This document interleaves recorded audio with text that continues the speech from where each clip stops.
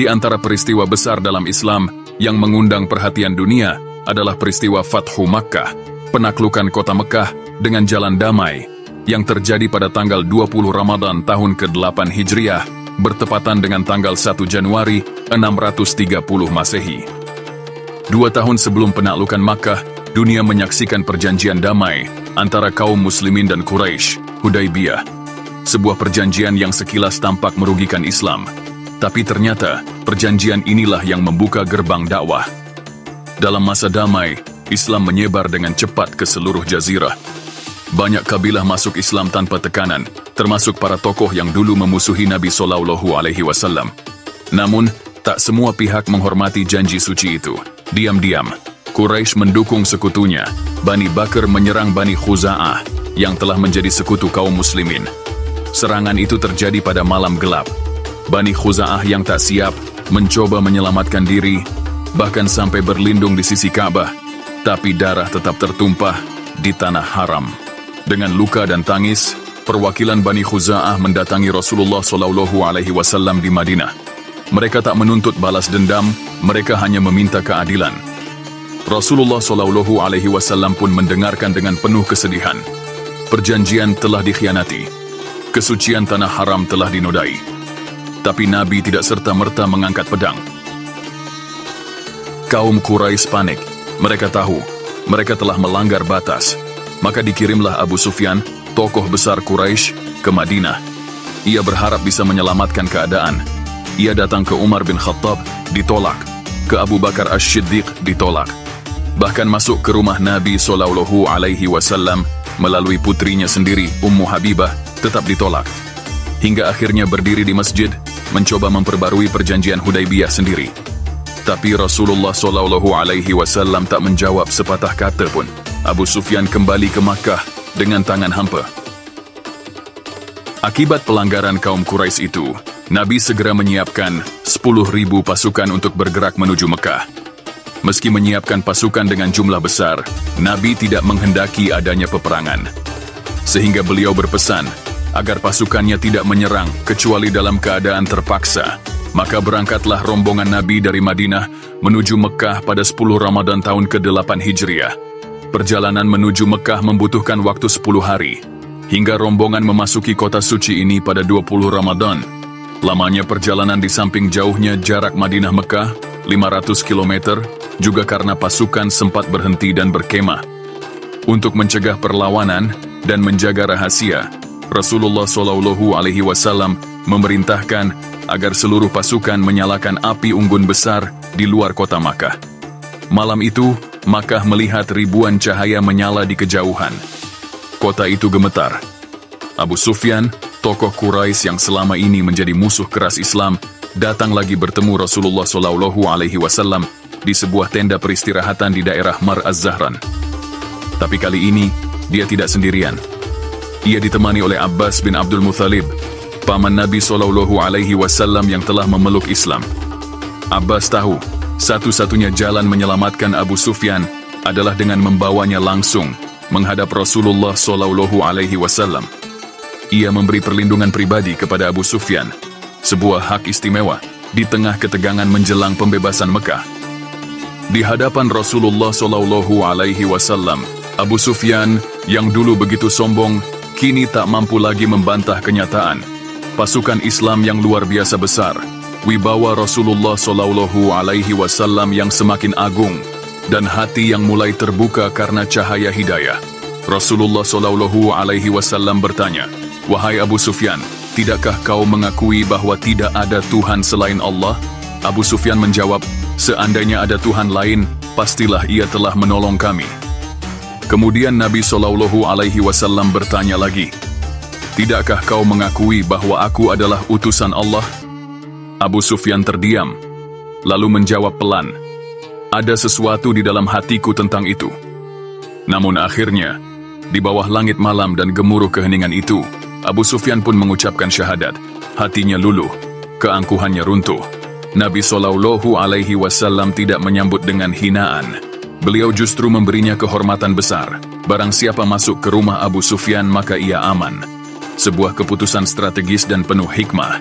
karena kaum Quraisy menghormati Abu Sufyan, dan dengan keputusan itu, ketakutan mereka berubah menjadi kelegaan. Menjelang sampai ke kota Mekah, para sahabat pun bergembira karena akan memasuki dan menaklukkan kota Mekah. Terbayang oleh sahabat Muhajirin akan keadaan rumah dan sekitarnya setelah ditinggal hijrah 8 tahun sebelumnya. Juga teringat oleh mereka berbagai penyiksaan kafir Quraisy terhadap Nabi dan sahabatnya di saat umat Islam masih lemah pada periode Makkah. Maka, saat inilah kesempatan membalasnya, kata mereka. Sehingga Sa'ad bin Ubadah, pembawa bendera yang ditunjuk Nabi, dengan lantang dan berapi-api mengatakan, Al-yawmu yawmul malhamah, hari ini adalah hari pembalasan. Namun, Nabi tidak senang dengan sikap Sa'ad, lalu meminta Ali bin Thalib untuk menegur Sa'ad dan mengambil panji dari tangan Sa'ad dan menyerahkannya kepada putranya Qais bin Sa'ad bin Ubadah yang berkarakter lebih lembut, dan Nabi pun berkata dengan penuh haru, Al-yawmu yawmul marhamah, hari ini adalah hari kasih sayang. Pagi 20 Ramadan tahun ke-8 Hijriah, pasukan Islam memasuki kota Makkah dari 4 arah. Hanya di sisi kecil terjadi perlawanan ringan, namun dengan cepat dihentikan. Rasulullah SAW masuk ke kota dengan kepala tunduk. Bukan sebagai penakluk angkuh, tapi sebagai hamba Allah yang bersyukur. Beliau naik untanya, dengan kepala nyaris menyentuh pelana. Air mata mengalir di wajahnya. Ini bukan kemenangan militer, ini kemenangan nurani. Melihat Nabi datang dengan kekuatan berlipat, kafir Quraisy ketakutan luar biasa, mengingat dosa-dosa dan kesalahan mereka kepada Nabi dan umat Islam selama periode Mekah, dan pelanggaran perjanjian di saat periode Madinah. Lebih-lebih di saat itu, kekuatan kafir Quraisy mulai melemah, karena tokoh-tokohnya banyak tiada, baik karena meninggal di medan tempur, maupun karena telah memeluk Islam. Mereka pasrah menunggu dieksekusi pasukan Islam, sebagaimana layaknya tradisi perang kabilah, yang kalah laki-lakinya dibunuh, dan perempuannya dijadikan budak bersama anak-anaknya. Tapi apa yang dikhawatirkan kafir Quraisy tak terjadi. Justru Nabi memberi pengampunan massal kepada mereka. Di tengah kecemasan dan ketakutan penduduk Mekah, Rasulullah SAW berdiri di depan penduduk Makkah dan berkata, Wahai kaum Quraisy, menurut kalian apa yang akan aku lakukan terhadap kalian? Mereka menjawab, Engkau adalah saudara kami yang mulia, putra dari saudara yang mulia. Rasulullah SAW berkata, Pergilah, kalian semua bebas. Mendengar pengumuman tersebut, maka duka cita kafir Quraisy menjadi sirna dan berubah menjadi sukacita. Sehingga pada akhirnya mereka berbondong-bondong masuk Islam. Peristiwa Fathu Makkah merupakan revolusi besar, di mana penaklukan suatu wilayah tanpa setetes darah pun mengalir.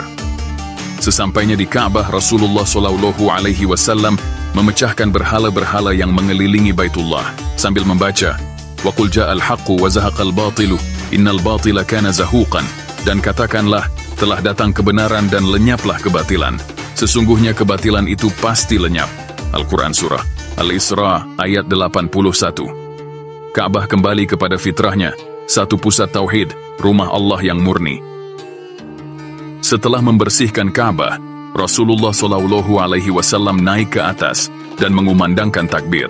Bilal bin Rabah pun naik ke atas Ka'bah dan mengumandangkan azan, sebuah momen yang sangat menggetarkan hati.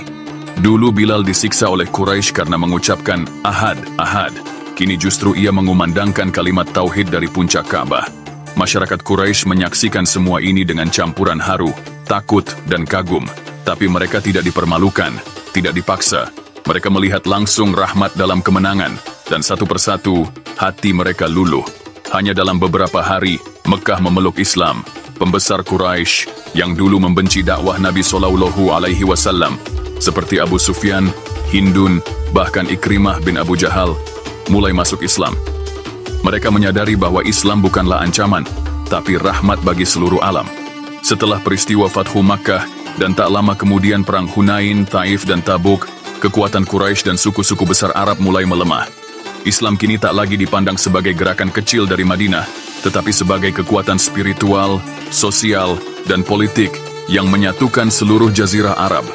Seluruh wilayah Arab mulai berdatangan ke Madinah. Tahun ke-9 Hijriah dikenal sebagai Am al-Wufud, tahun delegasi, ketika puluhan kabilah datang untuk berbaiat dan memeluk Islam. Rasulullah tidak hanya menyatukan secara politik, tapi juga mengajarkan kesetaraan. Suku Quraisy tidak lagi dianggap istimewa dibandingkan suku lain. Yang mulia adalah yang paling bertakwa.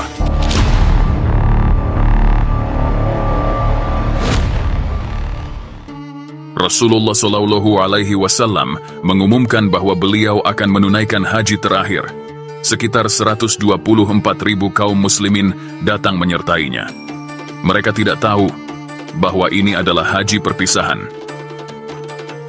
Pada tanggal 9 Zulhijjah, tahun ke-10 Hijriah, di bawah langit Arafah yang terbentang luas, Nabi Muhammad SAW berdiri di atas unta kesayangannya, Qashwa, dikelilingi oleh lebih dari 100.000 umat Islam yang datang dari segala penjuru Jazirah Arab, menyampaikan khutbah yang kini dikenal sebagai khutbah wada, khutbah perpisahan.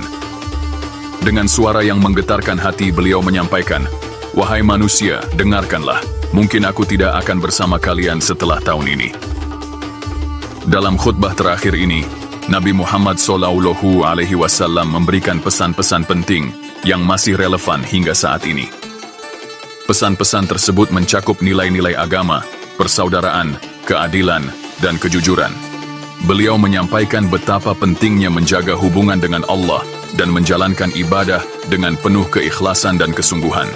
Beliau juga menekankan pentingnya saling tolong-menolong dan menjaga persatuan umat. Rasulullah SAW juga mengingatkan tentang pentingnya memuliakan dan menghormati hak-hak sesama muslim.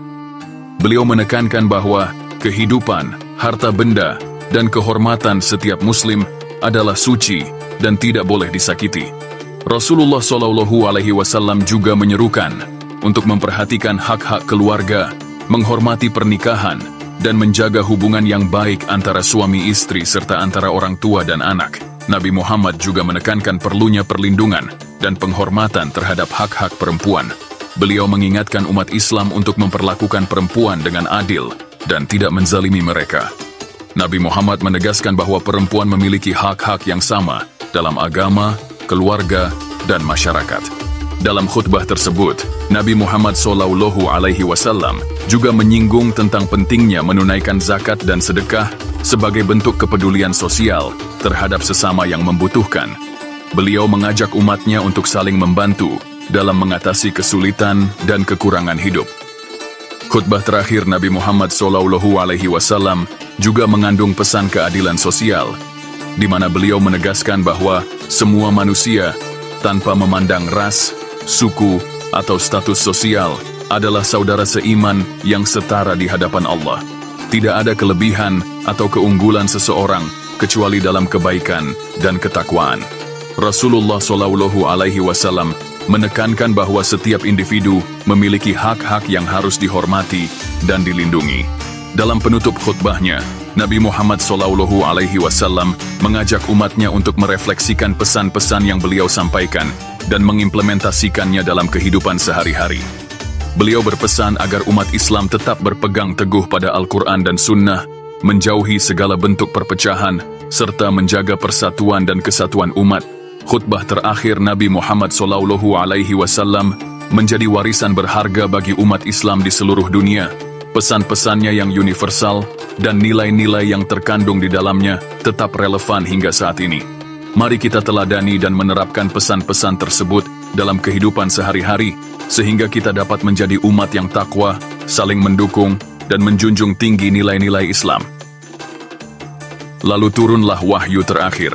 Hari ini telah aku sempurnakan untukmu agamamu, dan telah aku cukupkan nikmatku atasmu, dan aku ridai Islam sebagai agamamu. Al-Quran Surah Al-Ma'idah ayat 3. Dalam beberapa riwayat, Abu Bakarlah yang lebih dahulu menangis ketika mendengar kalimat Nabi SAW, "Wahai manusia, dengarkanlah baik-baik ucapanku ini. Mungkin aku tidak akan bertemu kalian lagi setelah tahun ini, di tempat ini." Abu Bakar memahami bahwa itu adalah isyarat perpisahan.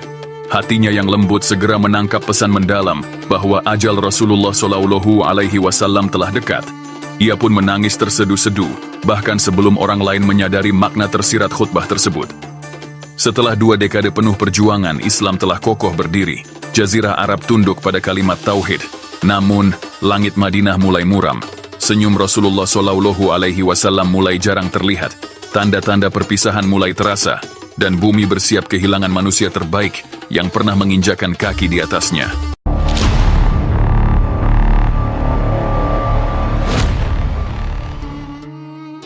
Bulan Syafar, tahun ke-11 Hijriah. Rasulullah SAW mulai mengeluhkan sakit kepala hebat. Tubuh beliau panas membara. Namun dalam kondisi lemah itu, beliau tetap memimpin salat dan membimbing umat. Sampai akhirnya, beliau meminta Abu Bakar As-Siddiq menggantikan memimpin salat. Sahabat-sahabat menangis. Mereka sadar, ini bukan sekadar sakit biasa. Diriwayatkan Rasulullah SAW berkata, sesungguhnya seorang hamba diberi pilihan oleh Allah antara dunia dan apa yang ada di sisinya, dan ia memilih apa yang di sisi Allah. Abu Bakar menangis mendengarnya. Ia tahu Rasulullah SAW sedang berbicara tentang dirinya sendiri. Rasulullah SAW memilih dirawat di rumah istrinya tercinta Aisyah. Ia bersandar di pangkuannya, berkali-kali mengusap wajahnya dengan air dingin. Saat menjelang wafat, beliau mengucapkan, La ilaha illallah. Sungguh, kematian itu memiliki sekarat yang berat. Di saat-saat terakhir, beliau mengangkat tangannya dan berdoa, Allahumma firrafiqal a'la. Ya Allah, bersama teman yang tertinggi di surga. Lalu, nafas terakhir pun dihembuskan. Rasulullah SAW wafat di hari Senin, 12 Rabiul Awal, di usia 63 tahun. Tangis terdengar di seluruh sudut kota. Umar bin Khattab berdiri di masjid, menghunus pedangnya sambil berkata, siapa yang mengatakan Muhammad telah wafat, aku akan tebas lehernya. Beliau hanya pergi menemui Tuhannya seperti Musa pergi ke Bukit Tur. Namun Abu Bakar datang, menenangkan umat.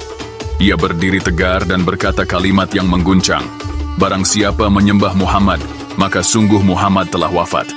Tapi barang siapa menyembah Allah, maka Allah maha hidup dan tidak akan mati.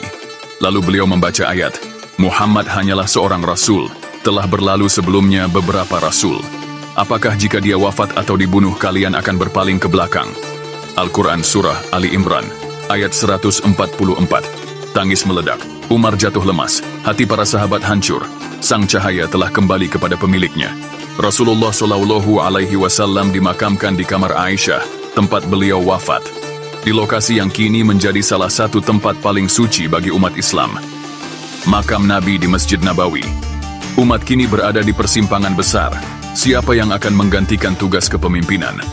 Bagaimana kelanjutan dakwah ini? Tapi beliau telah meninggalkan warisan paling agung, Al-Quran dan Sunnah. Ajaran yang akan terus memandu umat hingga akhir zaman.